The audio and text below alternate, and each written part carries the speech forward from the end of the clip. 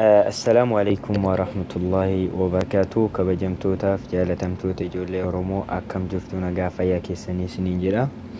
Alhamdulillahi rabbil aalamiin. Anis nagaa kiyyaa bara 2018 tokko lama jennee jirra jechuudha. Guyyaa har'aa guyyaa lammaffaa isaa keessa jirra. Barri kun bara keessa milkooftan, bara keessa tokkoomtan, bara keessa waan yaaddan hunda argattan, bara keessa biyyi keenya illee bilisummaa ishee gonfattoo nuuf haa ta'u, bara keessa badhaadhnu, bara keessa waa hundaan gammadnu nuuf haa ta'u isiniin jecha. Har'a viidiyoo tokko kan qabadhee dhufee gaaffiin ammaan dura feesbuuka kiyya keessatti jechuudha barreeffamaan isiniif dhiyeessee Play Store moo feesbuuka banachuu barbaaddu isiniin jedhee isiniif dhiyeesseetiin ture jechuudha. Baay'een keessan hirmaannaa keessan ilaaluuf jechuudha. Baay'een keessan feesbuuka jettan jechuudha. Filannoon keessan baay'eesaa feesbuuka, baay'een keessan immoo feesbuuka banachuu ni beeknetan. Garuu akkasiin banachuu beektanurraa bifa addaatiin hin qabadhee dhufe kana waadaan seenee jechuudha.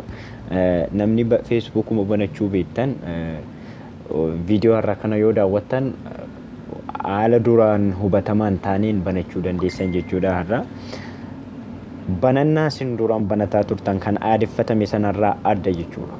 Banannaan har'aa maali? Waan feesbuuka keenya nuuf eegu yookaan piroofaayilii feesbuuka keenya nuuf eegu haala kamiin feesbuuka keenya irra taasifanna kan jedhu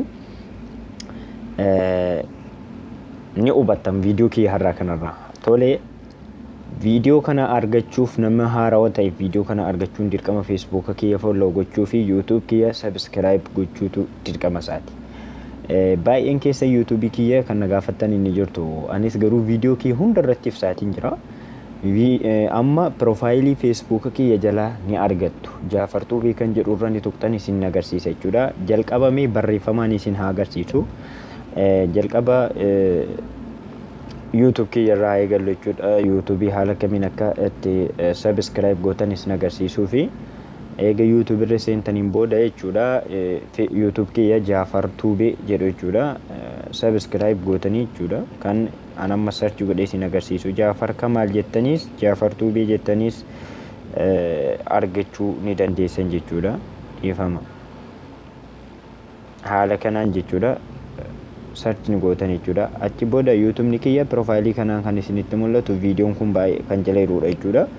Barreeffama namni sabskiraayib ammaan dura goone jechuudha. Barreeffamni diimaan sabskiraayib jedhu kun isiniif baafe kanaan isarra ni tuqxanii achi booda mallattoo notifiikeeshinii gurraattii kana tuqxanii yuutuub kiyya kanarratti waan hedduu waan hin gadhiisu taa'uuf jechuudha.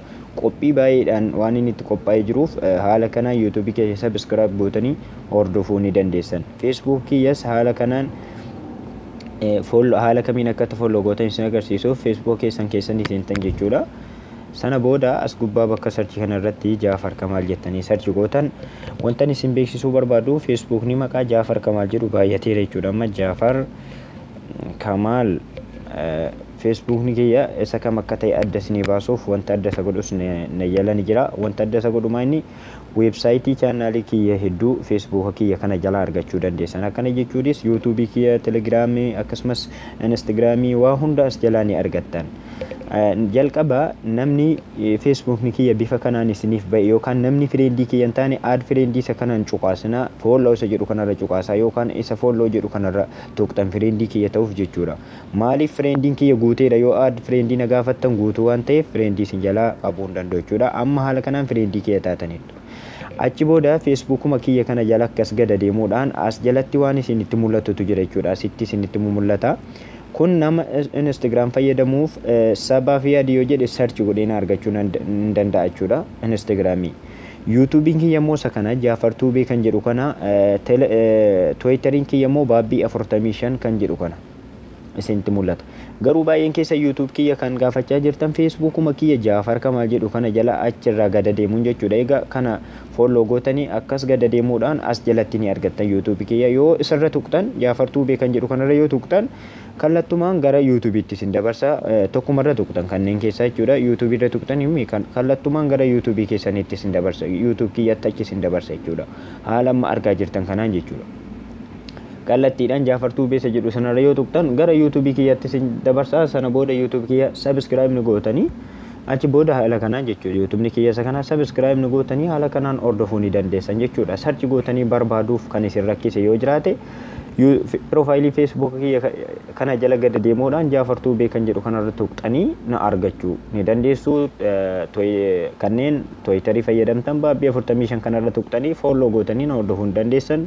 Kun website channel YouTube kiyyaadhaan ni gadi kun immoo jechuudha kan argaa jirtan kun haala kanaan hordofuu ni dandeessanii jechuudha. Kan barbaadan immoo Jaafar Kamaal jettanii search gochuu ni dandeessan. Tole qophiin keenya har'aatis maalidha haala kamiin akkatti Facebook bifa addaatiin banachuu dandeenya jenneeti jechuudha. Waadaa walii seennee jirra jechuudha. Facebook bifa addaatiin banachuu ni dandeenya jettanii turtan. Kanneen baay'een keessan immoo ni beekna jettanii turtanii jechuudha. Namni beektan lakkoofsa 8 barreessaa jedhee gadi isinii dhiiseetiin ture garuu Facebook har'aa kan ittiin banattan bifa addaadha. Bifa addaatiin Facebook kana banachuuf jalqaba application maqaan isaadha Proxy Master jedhamu kana ni buufattan jechuudha. Play Store keessa application kana ni buufattan jechuudha. Appicha kana ni buufattan Proxy Master kan jedhu kana jechuudha. Bifa kanaan barreessitanii haala kanaan yoo barreessitan appichis suuraan isaa isuma kana viidiyoon waan isinitti dheeratuuf an search godhee isin agarsiisu Play Store keessaa bu'a jechuudha. Wantan waadaa isiniif seenu haala kanaan barreessitanii barreeffama kana hubattanii Play Store keessa deemtanii search gootanii gadi buustan Proxy Master sana booda appicharra ni tuqxan jechuudha. Appicharra ni tuqxan appii Proxy Master jedhu kanarra ni tuqxan jechuudha. Waan faayidaan isaa maal akka ta'e walumaan hordofna jechuudha. Appiin kun faayidaan isaa maal akka ta'e nafaana hordofaan isin jedha. Maali? Kan adda isa godhu appii kana malee Facebook keenya bifa addaa ta'een yookaan Facebook keenya waan nuuf eegu irra godhachuu hin dandeenyu. Sana booda eega appichi banamee amma asitti seeveriin irratti hojjetaa jiru jechuudha. Ishee kanarra tuqxan Jarmaniyaa irra jira jechuudha. Isirra ni tuqxan xiyya kanarra tuqxanii gara Hindiyaatti jijjiirtan jechuudha. Hindiyaa gootan jechuudha. As gaditti Hindiyaan isinitti mul'atti. Hindiyaa kan jettu kanarra tuqxan jechuudha. India kan jettu kanarra tuqxanii jechuudha. Indiyaa irratti dalagsiistan amma Jarmanii irra waan jiruuf jechuudha.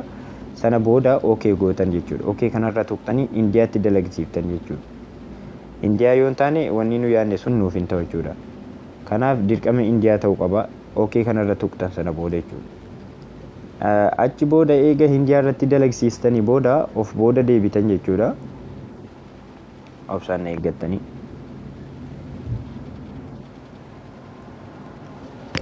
eega Hindiyaa irratti appicha dalagsiistaniin booda of booda deebitan jechuudha.